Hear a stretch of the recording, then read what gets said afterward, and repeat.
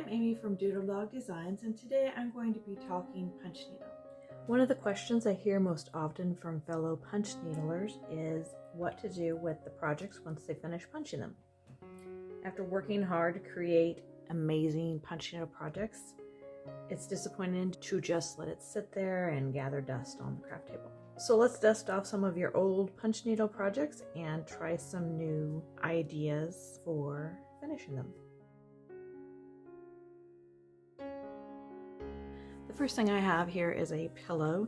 This is a punch needle project that my mom did, and she mounted it onto a purse, and she found that she never used the purse, so she put it on a pillow, and it looks like she used some Awesomeberg fabric to make the pillow, and then she painted some stripes to make it look feed sack-like, and then she sewed the punch needle project onto the fabric, and then she sewed it up, leaving the seams on the outside so she could unravel the fabric a little bit and give it more of a primitive, rustic look.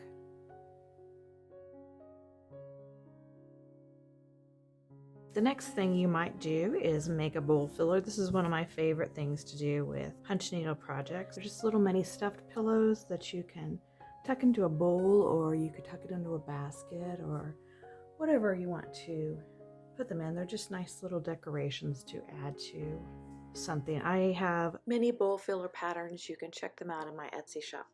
I usually hand sew these, and I use wool for the backing. If you wanted to use a different type of fabric for the backing, you could machine sew them. I have a video showing how to finish bowl fillers. I'll put a link in the description below. Another thing you can do with punch needle projects is to put them in a frame. I found this frame at a garage sale, and it had something else in it. I don't remember what it had in it, but I really liked the rulers, so I did a sewing room punch needle project, and I put it on there, and then I added some real vintage buttons there. For this one, I just glued it to the inside of the frame. The original frame was just something like this, where it just had an opening. It doesn't really have a back on it. So I was able to just glue the punch needle project in there. And if you have a regular frame, you could take it apart and put the punch needle on the cardboard backing and then stick it in the frame. Or you could use some of the press-on mounting boards that has sticky on it already. I did that on this George Washington punch needle project. And on this patriotic sheep punch needle project, I used a self-stick mounting board with foam, and that gave it a little bit of a raised look. Another thing you can do is use a wool mat around it before you put it in the picture frame. So this one has been framed with a wool mat and then stuck inside the picture frame. You can also attach a punch needle project to a wooden horn book. A wooden horn book is just a piece of wood cut to look like an antique horn book. They come in all shapes and sizes. I have a few different ones here. And for this, I just glue the punch needle project directly onto the board. This one is a free pattern in my free pattern library. Another thing you could do is make a candle mat. I don't have one of those here, but you could either make the whole mat out of punch needle, or you could make a wool candle mat and then add some punch needle around the edges of it. Another thing you could do is to add a bottom and a back to a project so that it can stand on its own. When I do that, I add either some kitty litter or some stuffing beads to the bottom of the project, and then that helps it stand upright instead of falling over. Got this bunny here. Both of these I have patterns for, and then this one is actually from this pattern, and I just took the shape of the sheep and the Santa, and I only punched that part, and then I turned it into a 3D object. I will put a link in the description below to the tutorial for how I did that. You could add punch needle project to your clothing item. I added this, I punched it directly onto the shirt here. And you could also, if you prefer, punch it separately and then sew it onto the shirt. And I have washed this several times and washed it inside out, and it has done okay. You just want to make sure that you use color fast threads. Another idea is to make a mug mat. You can make a coaster for your mugs. I don't have one of those, but that would be pretty easy to just make a round project and turn it into a coaster. You could add a punch needle project to a basket. Here's a picture of one I did a while back. I just mounted it onto a little basket and added some flowers to the basket. You could also add a punch needle project to a quilted table runner or a wool table runner. You could create a three-dimensional project out of a punch needle that has arms and legs. This guy here has cotton fabric backing and arms and legs and then some wool boots, but his front is made from punch needle. You could make a ditty bag out of a punch needle design. On this ditty bag, I punched part of it. I punched the beehive and the little bee and the middle of the flower, and then the bee's wings and the flower petals are wool, and then I used embroidery to make the flower stem. And then the ditty bag itself is made out of a quilting cotton. Another idea is to punch onto a tea towel. This was punched directly onto the towel, and then I used applique, some letters on here to say wool.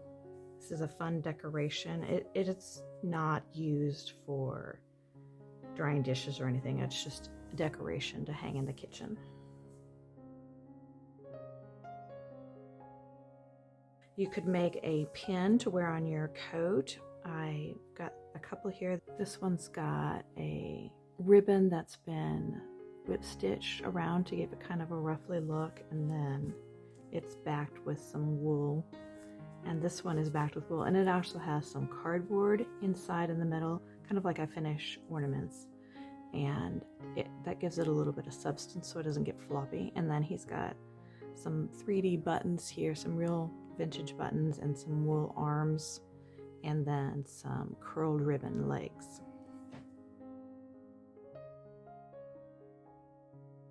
You could make a make-do. A make-do is a three-dimensional project stuck onto whatever you want, really. I like to use doorknobs or oil cans, little small oil cans like this, like a little thumb can oiler, or funnels, or you can use candlesticks, whatever else you have handy that you can make do with.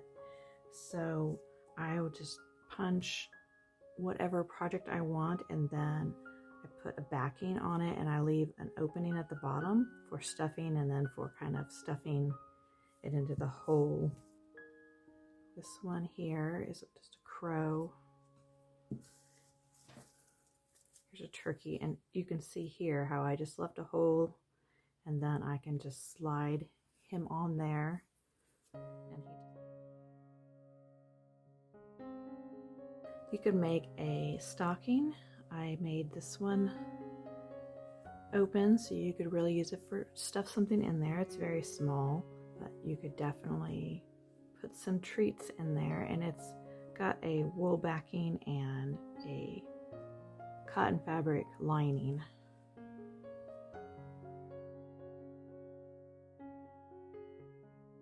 You can make a punch needle project into a Christmas ornament. Here are some that I have made that I have patterns for. I add a wool backing and a hanger. I put the hanger in between the wool backing and the punch needle, and I hand sew that together, and I usually add some cardboard in between to give it some stability. And I do have a tutorial showing how to make the punch needle ornaments. I'll put a link in the description below. Or and another way you can make an ornament is to take a tin, and you can make the punch needle ornament and just glue it inside the tin and then add a hanger to the tin. Another thing you can do is add some ribbon to a project and a couple of vintage buttons to hold it on, and then I like to tie a knot underneath the buttons there and the ribbon, and then you can just hang this. I like to hang it on a doorknob, on a piece of furniture. Another thing you could do is similar, to add a wool backing to it and then add some hangers to it, and then you could hang it from the wall. And also I have this one here that I added some loops to when I was making it. I added the wool backing and then I added some loops here, and then I can hang it from this little metal hanger.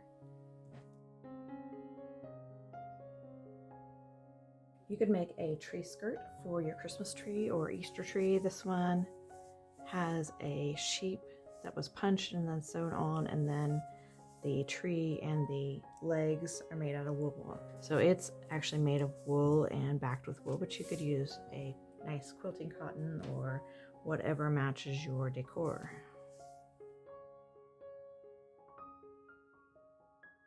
You could make a table mat and just add a backing and some sort of edging. I've done some different edgings here. This one has a braided wool. This one has just a wool that's been whip stitched around to give it kind of a ruffled look. This one, the wool has been fringed, and this is just folded over wool, as is this one, and then blanket stitching. There are a lot of ways you can finish the edges. Just use it as a table mat. Be sure to click the like button and subscribe below. I'll see you next time. Bye.